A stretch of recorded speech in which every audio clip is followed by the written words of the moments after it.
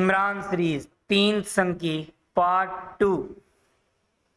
وہ اب بھی اسی غار میں تھے اور 10 فیلڈ ورکرز کے ہاتھ پیر اسی طرح بندھے ہوئے تھے، لیکن انہیں بھوکا پیاسا نہیں رکھا گیا تھا۔ جانوروں نے اپنے ہاتھوں سے انہیں ناشتہ کرایا تھا۔ جیری اور نکولس پہلے کی طرح آزاد تھے، دونوں ماداؤں پر بھی کوئی پابندی نہیں تھی، لیکن وہ اب ایک دوسرے کے مافیت ضمیر سے آگاہ نہیں ہو سکتے تھے، کیونکہ ان کے درمیانی رابطہ صف شکن رات سے ہی غائب تھا۔ لیزا کو ساتھ لے کر غار سے باہر نکلا تھا، پھر پلٹ کر نہیں آیا تھا، ورنہ انہیں یہی معلوم ہو سکا کہ لیزا پر کیا گزری۔ ایک فیلڈ ورکر نے جیری کو آواز دے کر پوچھا، اب کیا ہوگا؟ خدا ہی جانے، جیری نے جواب دیا۔ کاش ہم ان جانوروں سے گفتگو کر سکتے۔ کیوں؟ ان سے گفتگو کر کے کیا کرو گے؟ کم سے کم شرمندگی ہی ظاہر کر سکتے۔ فضول لا یعنی کیا تمہیں پہلے سے علم نہیں تھا ان لوگوں پر کے لیے کیا کر رہے ہو؟ پہلے انہوں نے ہم پر کوئی احسان نہیں کیا تھا، ہم مذہب لوگوں سے یہ غیر مذہبی اچھے ہیں۔ جیری بولا، ہاں اب ہمیں یہ احساس ہو رہا ہے یہ حرکت قتل کر دینے سے زیادہ بھیانک ہے، اور مجھے یقین ہے کہ لیزا انہیں دوبارہ آدمی بنا دینے کے وسائل نہیں رکھتی۔ اس کے بارے میں ہم کچھ نہیں جانتے، لیکن پچھلی رات وہ کہہ رہی تھی اگر انہوں نے ہمیں مار ڈالا تو دوبارہ آدمی نہیں بن سکیں گے۔ وہ تو اس نے جانور کو سنانے کے لیے کہا تھا جو انگلش بول سکتا تھا، نکولس نے خشک لہجے میں کہا۔ تو کیا وہ جھوٹ بول رہی تھی؟ فیلڈ ورکر نے حیرت سے کہا۔ تم مجھے دیکھ رہے ہو، اگر وہ اس پر قادر ہوتی تو میرے جسم پر اس طرح کیوں چلواتی؟ فیلڈ ورکر کچھ نہ بولا۔ کیا تم لوگ اب بھی لیزا کے ساتھ ہو؟ جیری نے فیلڈ ورکر سے سوال کیا۔ یہاں سے ہماری واپسی کا انحصار لیزا پر ہے، ہم نہیں جانتے ہم کس طرح یہاں سے لے جایا جائے گا، اپنے طور پر ہم کہاں جائیں گے۔ اس بحث میں نہ پڑو، نکولس نے جیری سے کہا۔ اب اس سے کیا فرق پڑتا ہے کہ یہ لیزا کے ساتھ ہیں یا نہیں؟ دوسری طرف شارک تربدار کو مسلسل چھیڑے جا رہا تھا۔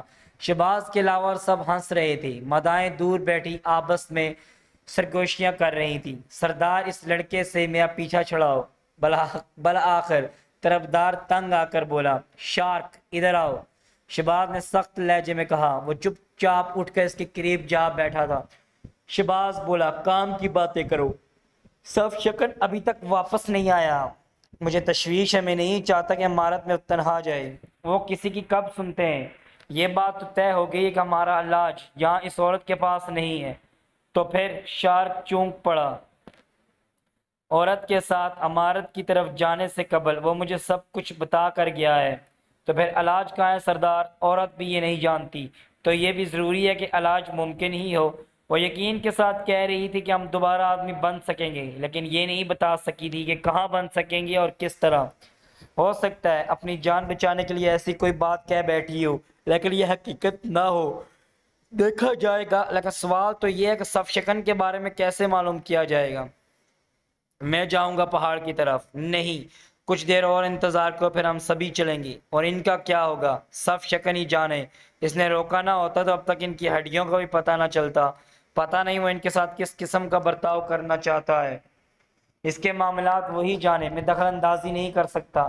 اتنے میں نکولس اور جیری ان کے قریب آ کھڑے ہوئے تھے۔ نکولس نے اشارے میں بتانا شروع کیا، وہ بقایا کیمروں کو بھی تباہ کر دینے کے لیے چاہتا ہے۔ پتہ نہیں کیا کہہ رہا ہے، شارک بڑبڑایا۔ مداؤں نے سر اٹھا کر ان کی طرف دیکھا، پھر وہ بھی قریب آ کر کھڑی ہوئی۔ میری سمجھ میں نہیں آتا انہیں کس طرح اپنی بات سمجھاؤ۔ نکولس نے ان کی طرف مڑ کر کہا، کیا بات ہے؟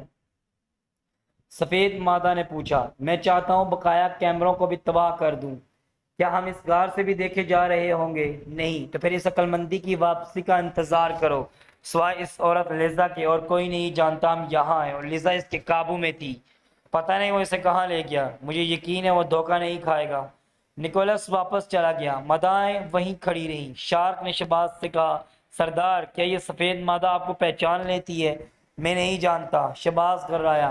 میرا خیال ہے کہ وہ آپ کو پہچان سکتی ہے، کیونکہ سنہری مادہ طرفدار کے علاوہ اور کسی کی طرف رخ نہیں کرتی۔ ارے تجھے ان کی کیوں فکر پڑی رہتی ہے؟ شباز جھنجھلا کر بولا۔ ٹھیک اسی وقت اس حصے سے شور سنائی دیا جہاں قیدی تھے، وہ تیزی سے اس طرف چھپٹے۔ جیری اور نکولس قیدیوں کی طرف ہاتھ لا کر انہیں چیخ چیخ کر کہہ رہے تھے، قیدی بھی کچھ کہہ رہے تھے۔ خاموش رہو، خاموش۔ شباز دونوں ہاتھ اٹھا کر دہاڑا۔ دفتر اس طرح سناٹا چھا گیا جیسے ان کی روحیں قبض کر لی گئی ہوں۔ نکولس مڑ کر مداحوں سے کہنے لگا، یہ لوگ نکل بھاگنے کی تدبیریں سوچ رہے ہیں، مارے جائیں گے۔ سفید مادہ نے کہا، یہ غلط ہے۔ ایک فیلڈ ورکر نے بولا، میں ایک بار پھر تمہیں سمجھا دوں کہ اپنی موت کو دعوت نہ دو۔ نکولس نے اسے گورتے ہوئے کہا، تم ہو کون، خود کو سمجھتے کیا ہو؟ فیلڈ ورکر کو بھی غصہ آ گیا۔ سفید مادہ نے شہباز کی طرف دیکھ کر کچھ اس قسم کے اشارے کیے جیسے کہہ رہی ہے، تم جاؤ، اطمینان سے بیٹھو، میں یہاں موجود ہوں، سب کچھ سن اور سمجھ رہی ہوں، اگر کوئی ایسی ویسی بات ہوگی تو تمہیں آگاہ کر دوں گی۔ دیکھا سردار، شارک چہک کر بولا، میں نہ کہتا تھا کہ آپ کو ضرور پہچانتی ہوگی۔ بکواس نہ کرو، آؤ، وہ مڑتا ہوا بولا، صف شکن کی عدم موجودگی نے مجھے الجھن میں مبتلا کر دیا ہے۔ وہ دونوں چلے گئے۔ سفید فارم فیلڈ ورکر سے کہہ رہی تھی، ہر چند تم لوگ مجرم ہو، لیکن مجھے تم سے ہمدردی ہے۔ لڑکی، یقین کرو تم ہم لوگوں کے دوست سے جانور نہیں بنائی گئی ہو۔ پارٹی کے لیڈر نے کہا، ہم میں بددلی پھیلنے کی وجہ ہی تم دونوں ہو۔ اس سے بحث نہیں کہ کون ذمہ دار ہے، لیکن تم ہلاکار ہو۔ بالآخر ان لوگوں کا کیا قصور تھا انہیں جانور بنا دیا گیا؟ ہم تو اب بھی اس پر نادم ہیں۔ قاعدے سے انہیں چاہیے تھا کہ ہمیں مار ڈالتے، لیکن انہوں نے مہربانی کا سلوک کیا۔ ہمیں اعتراف ہے کہ یہ برحال ہم سے بہتر ہیں، تو پھر شور شرابے کی کیا ضرورت ہے؟ نکولس ہمیں خواہ مخواہ چھیڑتا رہتا ہے، حالانکہ یہ خود بھی ہمارا ساتھی رہ چکا ہے۔ جب ان شکرالیوں کو جانور بنایا جا رہا تھا اسے اس پر تو کوئی اعتراض نہیں تھا۔ نکولس نے پھر کچھ کہنا چاہا، لیکن سفید مادہ ہاتھ اٹھا کر بولی، تم خاموش رہو، میں بھی تمہاری ہمدردیوں اس حال کو پہنچاؤں۔ نکولس نے کہا، کئی بار کہہ چکے ہو، کب تک دہراتے رہو گے؟ یہ سنکی ہے۔ ایک فیلڈ ورکر بولا، نہیں، صرف چڑچڑا ہو گیا ہے۔ دوسرے نے کہا، ذرا شکل تو دیکھو۔ تیسرا بولا، جہنم میں جاؤ۔ نکولس پیر چٹک کر داڑا اور وہاں سے چلا گیا۔ سارے فیلڈ ورکر ہنس پڑے تھے۔ جیری وہیں کھڑا طرح طرح کے منہ بناتا رہا تھا۔ سفید مادہ ہاتھ اٹھا کر بولی، دیکھو یہ شکرالی کتنے اچھے، کیا تم اس حال میں بھی ہنس سکتے ہو؟ ہمیں اس سے کب انکار ہے؟ کیا خیال ہے پھر؟ کس سلسلے میں؟ پارٹی لیڈر نے پوچھا۔ تمہیں ان کا ساتھ دینا چاہیے۔ وہ کس طرح؟ یہ تمہیں نہیں بتا سکتی، خود سوچو۔ دیکھو مس، پارٹی کے لیڈر نے کہا، ہم صرف اتنا ہی کر سکتے ہیں کہ کسی ایسے حکم کی تعمیل نہ کریں جس سے انہیں غضب پہنچتا ہو۔ اس کے علاوہ کچھ بھی ہمارے اختیار میں نہیں ہے۔ ہم تو یہ بھی نہیں جانتے کس کے لیے سب کچھ کر رہے ہیں۔ میرے لیے۔ دفتنگار کے دانے کی جانب سے غراتی سی آواز آئی۔ وہ چونک پڑے اور اسی طرف متوجہ ہو گئے۔ عمران جانور کے روپ میں سامنے کھڑا تھا۔ اوہو فادر، پارٹی کے لیڈر نے خوش ہو کر کہا، تم بہت اچھا ہوا تم آ گئے۔ نکولس تمہارے آدمیوں میں ہمارے خلاف نفرت پھیلا رہا ہے۔ میرے آدمی میں نہیں، جانوروں میں کہو۔ ہم نہیں بتا سکتے کتنے شرمندہ ہیں فادر۔ فادر کے بچوں، تم سب نہ جانے کس وقت بھگ سے اڑ جاؤ گے۔ کیا مطلب؟ وہ عورت یہاں کہیں ایک ٹائم بم چھپا گئی ہے۔ خدا کی بنا، اب کیا ہوگا؟ صرف تمہاری ٹانگیں کھلوائے دیتا ہوں، نکل کر بھاگو۔ مگر جائیں کہاں؟ پہاڑ کی طرف۔ کیا اس عورت کو سزا نہ دو گے؟ مگر وہ ہے کہاں؟ ہیڈ کوارٹر سے آیا ایک آدمی اسے مجھ سے چھین کر لے گیا۔ لیزا نے اسی سے کہا تھا، وہ اس غار میں ایک ٹائم بم رکھ آئی تھی۔ تب تو پھر خدا کے لیے جلدی کرو فادر۔ نکولس بھی آ گیا۔ جیری تو پہلے سے ہی وہاں موجود تھا۔ عمران کے اشارے پر انہی دونوں نے جلدی جلدی ان کے پیر کھولے تھے۔ تم دونوں بھی انہی کے ساتھ جاؤ، عمران نے ان سے کہا، اور یہ لڑکیاں بھی تمہارے ساتھ ہوں گی۔ اور تم لوگ ہماری فکر نہ کرو، ہم بھی تمہارے پیچھے ہی پیچھے پہنچیں گے۔ زندہ رہنا ہے تو اس پر ہمارا قبضہ ہونا چاہیے۔ اگر ہمارا ساتھ دینا مقصود ہو تو پھر ہمارے ہاتھ بھی کھلوا دو، پارٹی کے لیڈر نے کہا۔ ممکن ہے، لیکن اس صورت میں جب تم آسمانی باپ کی قسم کھا کر کہو کہ نکولس اور جیری سے دشمنی نہیں کرو گے۔ ان سبوں نے بیک وقت آواز ہو کر قسم کھائی تھی۔ اچھا پہلے باہر تو نکلو، تیز دوڑتے چلے جاؤ۔ کچھ فاصلہ طے کرنے کے بعد نکولس اور جیری تمہارے ہاتھ کھول دیں گے۔ ہم ایسا ہی کریں گے، نکولس نے کہا۔ پھر وہ سب دوڑتے ہوئے غار سے باہر نکل گئے۔ شکرالی خاموش کھڑے سب کچھ دیکھتے رہے۔ عمران نے ان کی طرف مڑ کر کہکا لگایا اور بولا، بالکل گامڑ ہے، تم کیا کرتے پھر رہے ہو؟ شہباز نے غراتی آواز میں پوچھا، انہیں کیوں آزاد کر دیا؟ اب ہم ان کے پیچھے دوڑ لگائیں گے، چلو نکلو یہاں سے۔ اور سب اپنے تھیلے اٹھا کر آہستہ آہستہ غار سے نکلے۔ میں نے انہیں پہاڑ کی جانب بھیجا ہے، تم بھی ان کے پیچھے اسی طرح جاؤ، عمران نے ان سے کہا۔ اور تم، میں امارت میں ہی ملوں گا، لیکن دوسرے روپ میں۔ او بھائی صف شکن، رب عظیم کے لیے ہمیں الجھن میں نہ ڈالو، شہباز نے کہا۔ تم نے دیکھا ہے کہ وہ لوگ کتنے بدحواس ہو کر غار سے نکلے ہیں، اسی پر تو حیرت ہے تم نے ان سے کیا کہا؟ یہی کہ لیزا غار میں کسی ایسی جگہ ایک بم چھپا گئی ہے جو مخصوص وقت پر خود بخود پھٹ جائے گا. کیا یہ سچ ہے؟ میں تو سچ کر کے دکھاؤں گا. تم لوگ ذرا دور ہٹ جاؤ, میں دھماکہ کرنے جا رہا ہوں, عمران نے کہا اور تھیلے سے ایک ہینڈ گرینیڈ نکال کر غار کے دہانے کی طرف اچھال دیا. زوردار دھماکہ ہوا, شمال کی طرف دوڑتے چلے گئے. کچھ دور دوڑنے کے بعد عمران نے رکنے کو کہا تھا. شہباز کے قریب پہنچ کر بولا تھا, پورے 13 عدد نہیں ہوں گے. میں نہیں سمجھا. میں تمہارے ساتھ نہیں ہوں گا.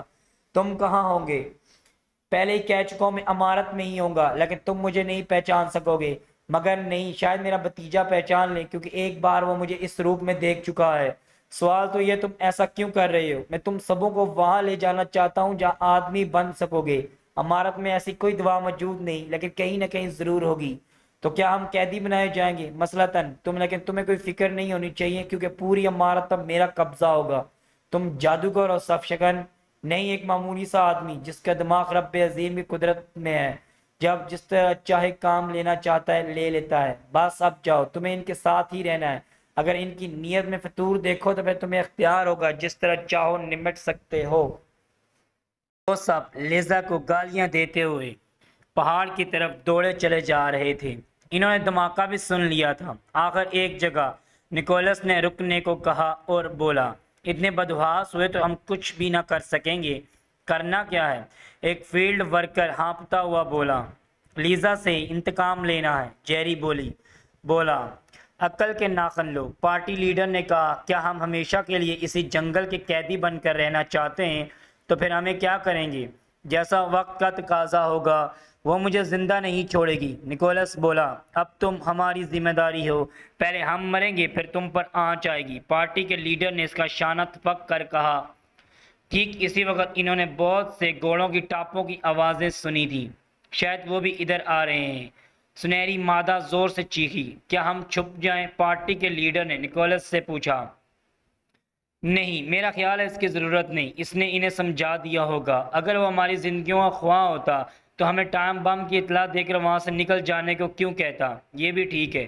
وہ وہیں رک کر انتظار کرتے رہے. پھر گھوڑے دکھائی دیے جو سیدھے انہی کی طرف آ رہے تھے. قریب پہنچ کر وہ گھوڑوں سے اترے تھے. ان کے قریب ہی آ کھڑے ہو گئے تھے. نکولس انہیں اشاروں میں سمجھانے کی کوشش کرنے لگا. وہ پہاڑ کی طرف جانا چاہتے ہیں. 13واں گھوڑا خالی تھا. شہباز نے مداحوں کی طرف اشارہ کیا کہ وہ دونوں اس پر بیٹھ جائیں. پھر بقایا گھوڑوں پر انہوں نے فیلڈ ورکرز نکولس اور جیری کو بیٹھنے کی دعوت دی. اس طرح ہر گھوڑے پر 2 آدمی تھے. 13 گھوڑے پہاڑ کی طرف دوڑے جا رہے تھے. نکولس شارک کے حصے میں آیا تھا اور اس کے کان کے پردے پھٹے جا رہے تھے, کیونکہ شارک نے زور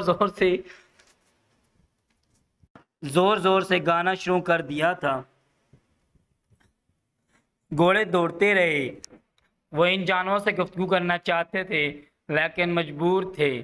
13واں نہ جانے کہاں رہ گیا تھا. دفتن شارک نے شہباز کی آواز سنی.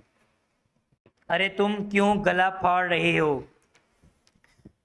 کیا رج نہ پڑھوں سردار؟ شارک نے چیخ کر کہا. کیا ہم ان پر حملہ آور ہونے نہیں جا رہے؟ شہباز اپنا گھوڑا اسی کے برابر لے آیا. کیا وہ تمہیں کوئی خاص ہدایات دے کر گیا ہے؟ اس نے شارک سے سوال کیا. نہیں تو سردار. بھلا میری کیا حقیقت ہے؟ مجھے وہ معلوم ہے جو تمہیں بھی نہ معلوم ہو. ہم پہاڑ کے پاس پہنچ کر کیا کریں گے؟ چاچا نے یہ بات تو تمہیں بھی بتائی تھی کہ 10 قیدیوں میں سے وہ 4 قیدی جو بعد میں آئے تھے عمارت تک پہنچنے کے راستے سے واقف ہیں. ہاں مجھے یاد ہے. تب پھر وہ باہر ہی تو ٹھہرے رہیں گے. سوال یہ ہے کہ ہم... شہباز کچھ کہتے رک گیا. اس نے چیخیں سنی تھیں اور اگلا گھوڑے رکتے دیکھے. کیا ہوا؟ شارک بولا. پتہ نہیں. کہتا ہوا شہباز اپنا گھوڑا آگے بڑھا لے گیا. دونوں مدائیں گھوڑے سے گر گئی تھی اور پڑی چیخ رہی تھی. شارک اپنے گھوڑے سے کود کر انہیں اٹھانے لگا. پھر شہباز سے بولا, یہ بیچاریاں کیا جانے گھوڑے پر کیسے بیٹھتے ہیں. ہونا تو یہ چاہیے تھا اپنی کو آپ سنبھالیں اور طرفدار اپنی والی کو. مت بکواس کر سردار. یہ سفید مادہ پوری قوم کی عزت بن گئی ہے. کسی اور کے ساتھ نہیں بیٹھ سکتی. سچ مچ اتنا ماروں گا کہ بے ہوش ہو جائے گا. اچھا دوسری کو تو طرفدار کے حوالے کیجئے. میں کچھ نہیں جانتا. اور طرفدار بھائی. شارک نے ہانک لگائی. کیا بغیرت بھی ہو گئے؟ آ کر اٹھاؤ اپنے وبال کو. میں مادر قوم کی خدمت میں ہوں. چپ رہ بدبخت. شہباز دانت پیس کر بولا. دونوں اٹھ کھڑی ہوئی تھی۔ سنہری مادہ سچ مچ طرفدار کے گھوڑے کی طرف چھپٹی تھی۔ طرفدار کی ٹانگ پکڑ کر کھینچنے لگی۔ قیدی کو اتار کر اسے بٹھا لے، شہباز نے گرج کر کہا۔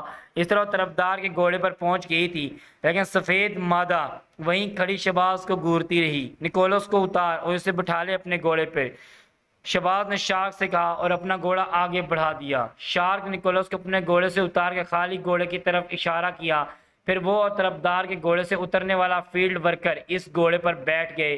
شارک نے بڑے ادب سے سفید مادہ کو گھوڑے پر بیٹھنے کا اشارہ کیا۔ وہ چند لمحے کچھ سوچتی رہی، پھر شارک کے گھوڑے پر بیٹھ گئی۔ شارک گھوڑے کی لگام پکڑے پیدل ہی چلتا رہا۔ ظاہر تھا وہ اس طرح سواروں کا ساتھ نہیں دے سکتا تھا۔ وہ سب جلد ہی آنکھوں سے اوجھل ہو گئے تھے۔ سفید مادہ شارک سے کہہ رہی تھی وہ بھی بیٹھ جائے، لیکن وہ انجان بنا چلتا رہا۔ اندازے سے سمجھ گیا تھا وہ کیا کہہ رہی ہے۔ تھوڑی دیر بعد اس نے قریب آتے ہوئے گھوڑوں کی ٹاپوں کی آواز سنی تھی، لیکن وہ معمول رفتار سے چلتا رہا۔ اچھی طرح سمجھتا تھا کہ واپس آنے والا شہباز کے علاوہ اور کوئی نہیں ہوگا۔ یہ تو پیدل کیوں چل رہا ہے؟ شہباز نے قریب پہنچنے سے قبل ہی پوچھا۔ اب تم مجھے گولی ہی مار دو سردار، شارک بولا۔ چل بیٹھ۔ اس بار سفید مادہ شہباز کو دیکھ کر چیخنے لگی۔ تم کیوں پلٹ آئے؟ جہنم میں جاؤ درندے کہیں گے، تم سے مطلب تم کون ہوتے ہو؟ جاؤ چلے جاؤ۔ شہباز خاموشی سے سنتا رہا، کرتا بھی کیا، کچھ پلے بھی نہیں پڑ رہا تھا۔ آخر وہ شارک کو گھونسا دکھا کر بولا، یہ سب کچھ تیری وجہ سے ہو رہا ہے۔ میری وجہ سے کیوں؟ نہ سردارنی میری بات سمجھ سکتی ہے، نہ میں ان کی بات سمجھ سکتا ہوں۔ اب بیٹھ جا گھوڑے پر ورنہ سچ مجھ جان سے مار دوں گا، شہباز نے کہا اور گھوڑا موڑ کر چلا گیا اور اس کے ساتھ بیٹھا ہوا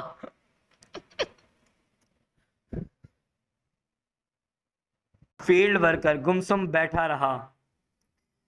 شارک کو بہر گھوڑے پر بیٹھنا پڑا۔ سفید مادہ نے مضبوطی سے اس کی کمر تھام لی تھی۔ ہیلی کاپٹر میں پہنچ کر عمران نے کھال اتاری اور پھر ڈامپ کے میک اپ میں آ گیا۔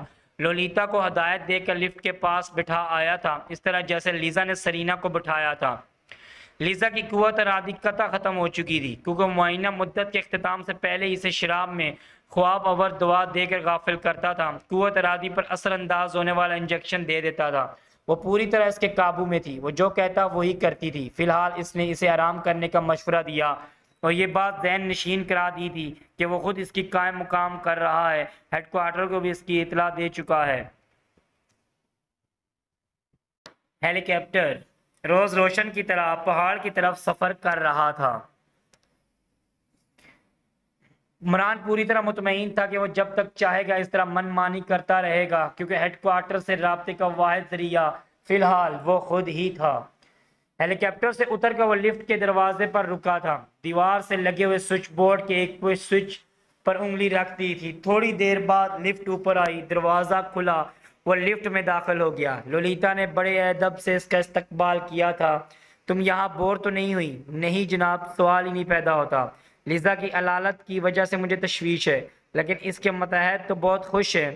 یہ اچھی علامت نہیں ہے۔ خیر میں دیکھوں گا اس سلسلے میں کیا کر سکتا ہوں۔ کیا وہ حق بجانب نہیں ہے جناب؟ حالات کے تحت تو حق بجانب ہی معلوم ہوتے ہیں۔ ویسے میں نے محسوس کیا ہے لیزا زیادہ ذہین عورت نہیں ہے، اس سے کہیں زیادہ تم ذہین ہو۔ شکریہ جناب۔ کچھ دیر بعد وہ سب یہی ہوں گے۔ کون جناب؟ لولیتا چونک کر بولی۔ ہمارے سب آدمی اور سارے جانور۔ وہ کس طرح جناب؟ آپ تو تنہا گئے تھے، تم ابھی دیکھ لو گی۔ خیر اب سرینا کو میرے پاس بھیج دو اور آپریشن روم پر میرا انتظار کرو۔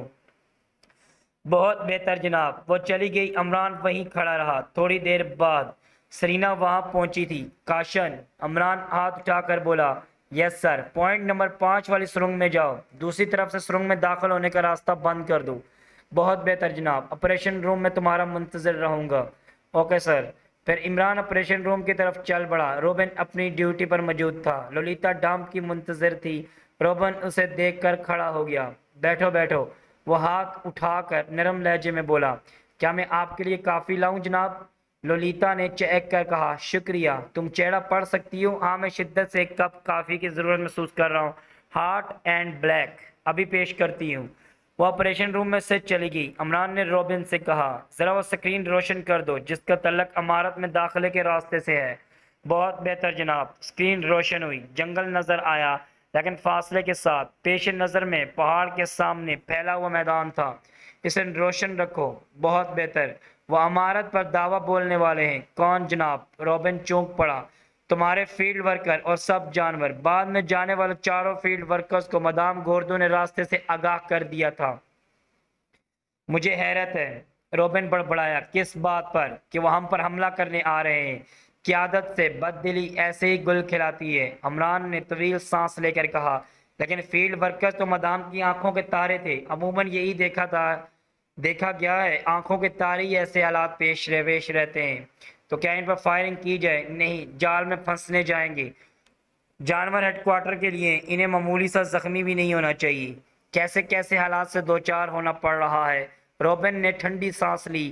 عورت کی قیادت ہمیشہ حالات کو بگاڑتی ہے، مخصوص اس لیے کہ اپنی جذباتیت کو بھی تعقل سمجھنے لگتی ہے، ہوائی قلوں کو تفکر سمجھتی ہے، لہٰذا ضد اس کی منطق ٹھہرے گی۔ آپ بڑی سچی باتیں کر رہے ہیں جناب۔ ذمہ دار افراد کو برف ہونا چاہیے۔ دروازہ کھلا، لولیتا کافی کی ٹرے اٹھائے اندر داخل ہوئی تھی۔ اس کے پیچھے سرینا دکھائی دی۔ حکم کی تعمیل ہو گئی ہے جناب، اس نے کہا۔ شکریہ سرینا، بیٹھ جاؤ۔ وہ بھی اسکرین کی طرف متوجہ ہو گئی تھی۔ لولیتا نے عمران کے لیے کافی بنائی اور پیش کرتی ہوئی بولی، مدام گوردو سو رہی ہیں، وہ بیمار ہے، اسے آرام کرنا چاہیے۔ عمران نے کہا۔ سرینا اسکرین سے توجہ ہٹا کر ان کی طرف دیکھنے لگی۔ عمران نے اس سے کہا، 25 قیدیوں کو خوراک کا انتظام تمہارے ذمہ کر رہا ہوں سرینا۔ سرینا خاموشی سے اس کی طرف دیکھتی رہی۔ نکولس سمیت 14 جانور ہیں، 10 فی تمہارے فیلڈ ورکرز، لڑکیاں تو مہمان رہیں گی، انہیں میں خود دیکھوں گا۔ میں نہیں سمجھی بالکل۔ ہاں، جیری کو تو بھول ہی گیا، وہ بھی قیدی ہے۔ بات دراصل یہ کہ وہ سب مل کر ہم پر حملہ آور ہونے والے ہیں۔ فیلڈ ورکرز بھی؟ سرینا کے لہجے میں حیرت تھی۔ ہاں، گوردو کے رویے نے انہیں بغاوت پر آمادہ کر دیا ہے۔ کمال ہے، مدام تو بہت مہربان ہیں، وفادار متحد ہو سرینا، اس لیے تم بھی قابل قدر ہو۔ سرینا خاموش ہو کر سر جھکا لیا۔ لولیتا اس کی طرف دیکھ کر تزیہ انداز میں مسکرائی تھی، پھر اسکرین کی طرف دیکھنے لگی تھی۔ عمران کافی پیتا رہا، سب خاموش تھے۔ کافی کا پیالہ خالی کر کے عمران اٹھتا ہوا بولا، میرا خیال ہے کہ انہیں دیر لگے گی، جب تک میں گوردو کی مزاج پرسی کر لوں تم لوگ یہی ٹھہرو۔ وہ باہر نکلا تھا، لیزا کی خوابگاہ کی طرف چل پڑا۔ وہ بستر پر نظر آئی، آنکھیں بند کیے پڑی تھی، آواز دینے پر پلکیں اوپر اٹھائی تھی، لیکن وہ خود اٹھنے کی کوشش نہیں کی تھی۔ سب ٹھیک ہے لیزا، تم مطمئن رہو۔ شکریہ ڈامپ، وہ نحیف سی آواز میں بولی تھی۔ میرا خیال ہے کہ تمہیں باقاعدہ طور پر طبی امداد کی ضرورت ہے۔ میں کوشش کر رہا ہوں کہ تمہیں کچھ دنوں کے لیے کسی پرفضا مقام پر پہنچا دیا جائے۔ میں یہی چاہتی ہوں، اس ماحول میں میرا دم گھٹا جا رہا ہے۔ میں ہیڈ کوارٹر سے گفت شنید کر رہا ہوں، فی الحال میں ہی یہاں کا کام سنبھالوں گا۔ سب کچھ سمجھ چکا ہوں، بس ایک چیز باقی رہ گئی ہے۔ وہ کیا ہے؟ وہ سیرم جس سے جانور بنائے جاتے ہیں۔ مجھے محدود تعداد میں امپلانٹس ملے تھے، 20 عدد، 14 عدد استعمال ہو چکے ہیں، 6 عدد باقی بچے ہیں۔ وہ ادھر تجوری میں رکھے ہوئے ہیں۔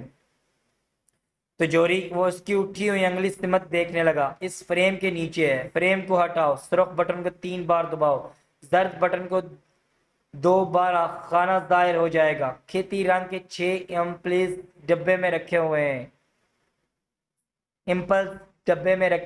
ٹھیک ہے، مجھے پھر نیند آ رہی ہے ڈام، سو جاؤ۔ سوتے رہنے سے زیادہ بہتر اور کوئی علاج نہیں ہو سکتا۔ تم بہت مہربان ہو۔ ایسی کوئی بات نہیں، حالات سب کچھ بنا دیتے ہیں۔ لیزا نے مزید کچھ کہے بغیر آنکھیں بند کر لی تھی، گہری سانسیں لینے لگی تھی۔ عمران چپ چاپ بیٹھا گھڑی دیکھتا رہا۔ 5 منٹ بعد اٹھا تھا، لیزا کے بتائے ہوئے طریقے سے تجوری کھولنے لگا۔ تھوڑی دیر بعد جب آپریشن روم میں آیا تو ان تینوں کو کسی موضوع بڑے جوش و خروش سے گفتگو کرتے پایا گیا۔ اسے دیکھ کر خاموش ہو گئے تھے۔ سرینا بہت غصے میں معلوم ہوتی تھی۔ لولیتا نے کچھ کہنا چاہا تھا، لیکن عمران اسے نظر انداز کرتا اور روبن سے بولا، اتنی دیر تو نہیں ہونی چاہیے۔ وہ تیز رفتار گھوڑوں پر تھے۔ حالات بدل بھی سکتے ہیں جناب، شکرالی ویسے ہی جانور ہوتے ہیں۔ وہ حالات بدلنے سے کیا مراد؟ دوست بن کر چلے ہوں گے، لیکن راستے میں جھگڑا بھی ہو سکتا ہے۔ ہمارے فیلڈ ورکرز کم سے کم بد دماغ نہیں ہیں۔ یہ غلط ہے، سرینا جھنجھلا کر بولی۔ کیا غلط ہے؟ عمران اس کی طرف دیکھتا ہوا بولا، فیلڈ ورکرز کے بارے میں روبن کی رائے درست نہیں۔ ہم اس وقت یہاں اس موضوع پر گفتگو کرنے کے لیے اکٹھے نہیں ہوئے۔ عمران نے خشک لہجے میں کہا۔ ٹھیک اسی وقت لولیتا بولی، پس منظر میں حرکت دکھائی دیتی ہے۔ وہ سب اسکرین کی طرف دیکھنے لگے۔ بہت دور درختوں کی قطار کے نیچے ننھے ننھے متحرک نقطے دکھائی دے رہے تھے۔ ٹھیک ہے، عمران سر ہلا کر بولا۔ وہ اس بڑے کمرے میں پھنس چکے تھے۔ واپسی کے لیے مڑے تو دیوار بھی برابر نظر آئی جس کے دروازے سے وہ اس بڑے کمرے میں داخل ہوئے تھے۔ بس چاروں طرف دیواریں ہی دیواریں تھیں، دروازہ کوئی نہیں تھا۔ کیا تم یہیں سے گزر کر باہر نکلے تھے؟ پارٹی کے لیڈر نے ان چاروں میں سے ایک سے پوچھا جو بعد میں عمارت سے جنگل کی طرف گئے تھے۔ ہاں، ہم یہیں سے گزرے تھے۔ تو پھر واپسی کا دروازہ کھول کر دکھاؤ۔ اب وہ یہ نشان نظر نہیں آ رہا جس کے نیچے دروازہ ظاہر کرنے والا میکینزم تھا۔ تو اس کا مطلب یہ ہوا کہ ہم پھنس گئے ہیں۔ ہاں، تم پھنس گئے غدارو، ایک غراتی سی آواز آئی اور بوکھلا کر چاروں طرف دیکھنے لگے۔ آواز پھر آئی، تم ان جانوروں سے اشتراک کر کے مدام گوردو کے خلاف بغاوت کے مرتب ہوئے تھے۔ کیا اس نے ہمارے ساتھ کوئی اچھا برتاؤ کیا تھا؟ پارٹی کا لیڈر دہاڑا۔ کیا کہنا چاہتے ہو؟ وہ اس غار میں ٹائم بم چھپا آئی تھی جہاں ہم تھے۔ ہمارے وہاں سے نکلنے کے 2 منٹ بعد وہ پھٹ گیا تھا۔ کیا تمہیں بتا کر انہوں نے ٹائم بم رکھا تھا؟ نہیں، ہمیں بتا کر نہیں رکھا تھا۔ پھر تمہیں کیوں کر علم ہوا؟ بس ہمیں عین وقت پر معلوم ہو گیا تھا۔ بکواس ہے۔ کیا فرشتوں نے تمہیں اطلاع دی تھی؟ جس نے بھی اطلاع دی تھی ہم اسے فرشتہ ہی سمجھتے ہیں، تم سب کہتی ہو۔ کہاں ہے وہ گردوں کی بچی؟ لیڈر دہاڑا، لیکن انہیں کوئی جواب نہیں ملا۔ تھوڑی دیر سناٹا رہا، پھر سبھی بولنے لگے، لیکن جانور ان میں شامل نہیں تھے۔ مگر وہ جانور جس نے بھی کپڑے بھی پہن رکھے تھے، یعنی نکولس، خلق پھاڑ پھاڑ کر دیوانہ وار کہکے لگا رہا تھا۔ کیا کر رہے ہو؟ چپ رہو، خاموش رہو، جیری اسے جھنجھوڑتا ہوا بولا۔ اب ہم سب پاگل ہو جائیں گے۔ دوسری طرف شارک نے شہباز کے کان میں کہا، سردار آپ یقین کریں یا نہ کریں، میں نے چچا کو اس آواز میں بولتے سنا تھا۔ کس آواز میں؟ یہی جو ابھی سنائی دی تھی۔ وہ نہ بھی ہو تب بھی کوئی فرق نہیں پڑتا، پہلے مجھے اطمینان دلا چکا ہے کہ عمارت اس کے قبضے میں ہے، وہ کبھی جھوٹ نہیں بولتا۔ ادھر سارے فیلڈ ورکرز پارٹی لیڈر کے سر ہو گئے تھے۔ تم نے چھوٹتے ہی سچی بات کیوں کہہ دی تھی؟ اس سے پوچھا جا رہا تھا۔ میں سپاہی ہوں، اس نے جلا کر کہا، مجھے سیاست نہیں آتی۔ بہرحال جس کام کے لیے آئے تھے وہ نہ ہو سکا۔ میں کچھ نہیں جانتا، اب چوہوں کی طرح مارے جائیں گے۔ کوئی کچھ نہ بولا، سبھی کو یقین ہو گیا تھا کچھ نہ کچھ ہو کر رہے گا۔ دفتن پارٹی لیڈر نے کہا، ان چاروں کے پاس ان کا اسلحہ موجود ہوگا، ہم ہماری طرح نہتے تو نہیں ہیں، لیکن انہیں کیا سمجھائیں اور کس طرح سمجھائیں؟ اچانک انہیں ناک اور خلق میں جلن محسوس ہوئی، وہ کھانسنے لگے تھے۔ گیس! پارٹی کا لیڈر پھنسی پھنسی سی آواز میں چیخا۔ پھر انہیں کچھ سوچنے سمجھنے کا موقع نہیں ملا، ہوش و حواس کھو بیٹھے تھے۔ پھر سب سے پہلے شارک بیدار ہوا تھا، ذہن بھی جلد ہی صاف ہو گیا۔ بوکھلا کر اٹھ بیٹھا، چاروں طرف نظر دوڑائی، صرف اسی کے ساتھ ہی بکھرے پڑے تھے، نہ فیلڈ ورکر تھے نہ دونوں مدائن۔ نکولس اور جیری کا بھی پتہ نہیں تھا۔ اس نے ایک ایک کو جھنجھوڑنا شروع کر دیا، لیکن کسی نے بھی آنکھ نہ کھولی۔ آخر تھک ہار کر ایک کنارے پر بیٹھا رہا، اس پر دوبارہ غنودگی طاری ہو رہی تھی۔ دیوار سے ٹک کر لمبی لمبی سانسیں لیتا رہا، پھر سو گیا۔ دوسری مرتبہ جاگا تو سب بھی بیدار ہو چکے تھے، اس صورتحال سے متعلق الجھن میں پڑے ہوئے تھے۔ شاید ہمارے ساتھ دھوکہ ہوا ہے، شارک برائی آواز میں بولا۔ میں سوچ بھی نہیں سکتا تھا۔ شہباز کی آواز آئی، چچا سے غلطی بھی ہو سکتی ہے، وہ کسی دوسری دنیا کی مخلوق تو نہیں ہے۔ اگر ایسا ہوا تو ہماری محنت ضائع ہو گئی ہے، شہباز بولا۔ اپنے آدمیوں کو وہ نکال لے گئے۔ کس نے؟ کہا، مدائیں بھی ہاتھ سے گئیں۔ شارک بولا، تو چپکا نہیں بیٹھ سکتا؟ شہباز کی گڑگڑاہٹ سنائی دی، اب صرف مردانہ کائیں کائیں سننی پڑیں گی۔ شارک نے مردہ سی آواز میں کہا، اب ہم کیا کہیں سردار، ہمارے تھیلوں سے ہمارا اسلحہ بھی نکال لیا گیا ہے۔ کسی نے کہا، خاموش بیٹھو، مجھے یقین ہے کہ ہمارے ساتھ دھوکہ نہیں ہوا۔ شہباز بولا۔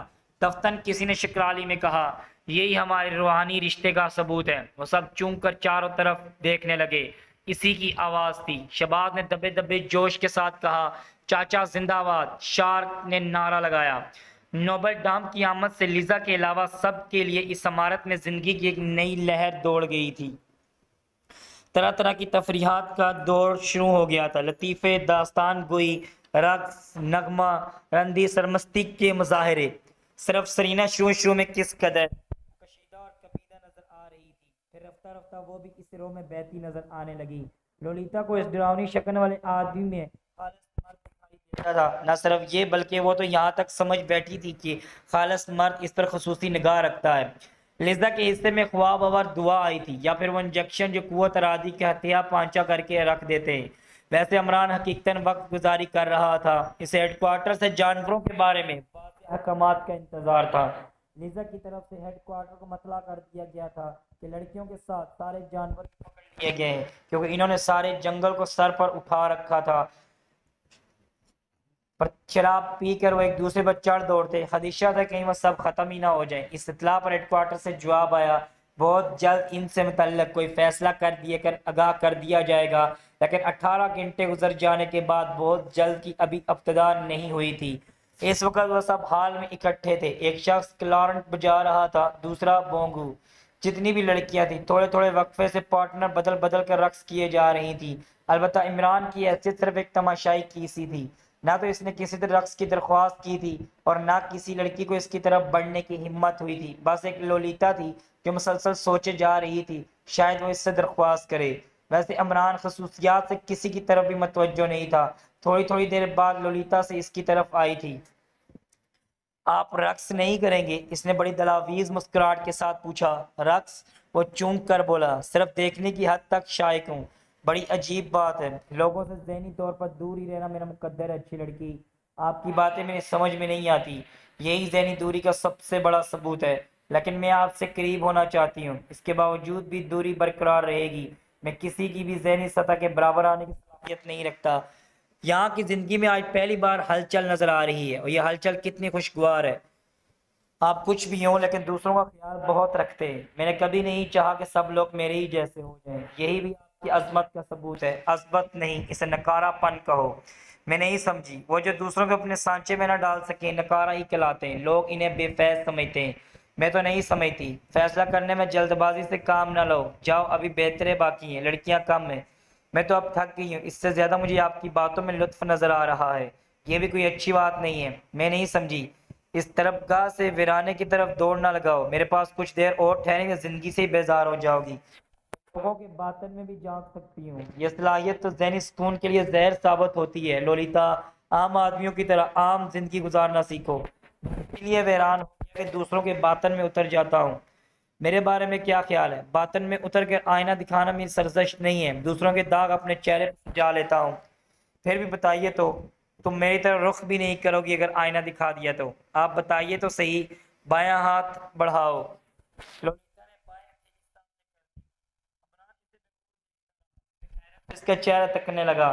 کیا بات ہے؟ وہ گڑبڑا گئی۔ مت پوچھو، بتائیے تو صحیح۔